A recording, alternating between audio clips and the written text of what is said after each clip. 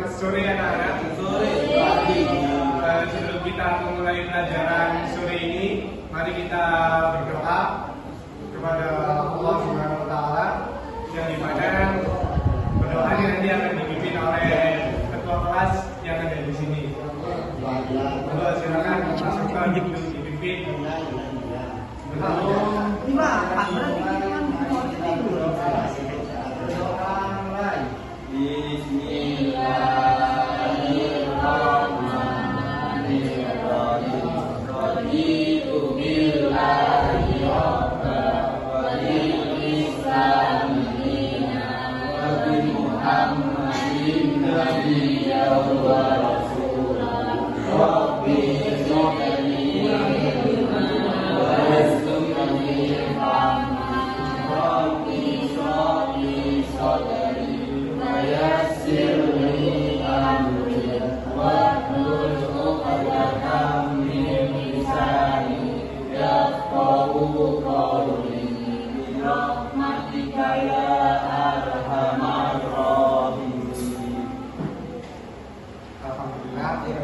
Saat ini kita sedang memasuki pelajaran. Ini sebenarnya tingkat partisipasinya yang masuk dan sekarang ini ramai banget ya.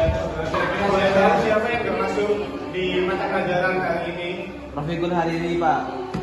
Rafiqul Hariri, kalau boleh tahu kemana orangnya? Kecelakaan kemarin.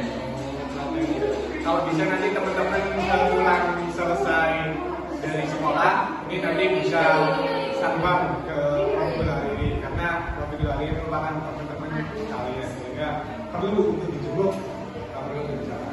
Ya, Pak. Baik, Pak. Di mata pelajaran kali ini kita akan kenalan terkait dengan mata pelajaran Al-Quran dan Hadis.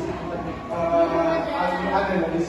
Ada yang tahu atau ada yang paham terkait dengan apa itu Al-Quran dan apa itu Hadis?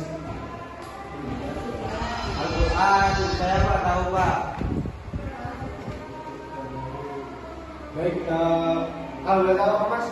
Al-Quran itu adalah firman Allah, sementara hadis adalah sabda Rasulullah. Baik, opini yang bagus atau pendapat yang bagus terkait dengan pemahaman. Nanti kita kaji lebih detail terkait dengan Al-Quran dan juga hadis.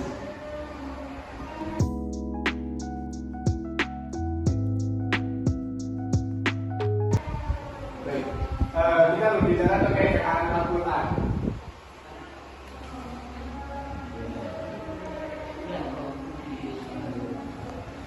Seperti yang disampaikan oleh Mas Julka tadi, Al-Quran itu adalah kalamullah atau kalamnya Gusti Allah. Jadi di mana Al-Quran itu adalah ayat-ayat atau fatwa-fatwa atau kalam-kalam yang Allah berikan kepada Rasulnya atau kepada para nabinya. Sedangkan hadis ini adalah sebuah perbuatan atau perkataan yang dilakukan oleh Nabi Muhammad SAW. Jadi dari Al-Quran ini terdapat di dalam 6 rukun iman yang harus diimani oleh seorang muslim. Yang mana yang pertama adalah iman kepada Allah. Yang kedua, iman kepada malaikat. Yang ketiga pada Rasul. Yang ketiga kepada berarti yang ketiga ini kepada kitab Allah.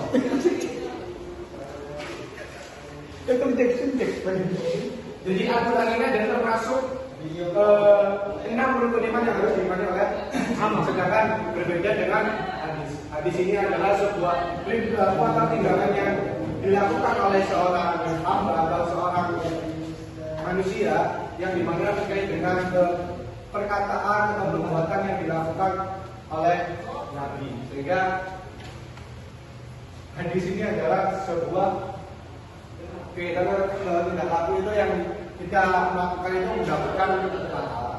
Jadi Al-Quran itu adalah sebagai pedoman umat muslim. Jadi yang dimana dikatakan Al-Quran ini adalah pedoman hidup.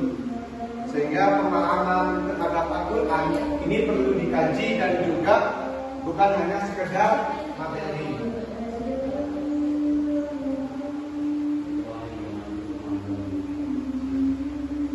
Al-Quran ini adalah pedoman hidup umat Islam. Dan sedangkan hadis ini adalah segala sesuatu yang disandarkan kepada Nabi Muhammad SAW, baik perkataan atau perbuatan dan juga takrir atau sifat. Jadi kesimpulannya dari terkait dengan penjelasan Al-Quran dan hadis ini, Al-Quran adalah kalamullah dan sedangkan hadis ini adalah sesuatu yang disandarkan kepada Nabi Muhammad SAW, yaitu meliputi terkait dengan perkataan, perbuatan, dan juga sifat yang ditetapkan. Jadi untuk penjelasan materi terkait dengan Al-Quran dan hadis itu cukup seperti ini. Mungkin dari teman-teman atau peserta didik ini ada yang perlu ditanyakan terkait dengan materi Al-Quran dan juga hadis. Baik, silakan.